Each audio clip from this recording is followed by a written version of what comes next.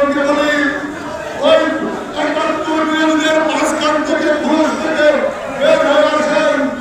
আমরা আপনাদের জুলাইয়ের আন্দোলনকে আমরা স্বীকার করি না। আবার যেমন জুলাই করো এটার পাপের সম্পত্তি না। আমরা বিএনপির সর্বোচ্চ নেতা কর্মীরা জীবন দিয়েছে, শহীদ হয়েছে, মনে রাখতে হবে। আর ওই ভণ্ড পীর ওই শেখ হাসিনার নির্বাচন করতে গিয়ে যার এক পাশের রাস্তায় আজকে ভণ্ড পীর এইসব বন্ধুয়ায় না হবে না। আমরা আগামীতে আমাদের সবাইকে নিয়ে করতে চাই।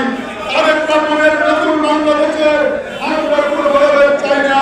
ওই খুনি হাসিনার বাদ দিয়ে ওই ফ্যাসিস্টের দূষণকে বাদ দিয়ে আমরা সকলে মিলে একটি শোষণহীন, একটি বৈষম্যহীন বাংলাদেশ করতে চাই।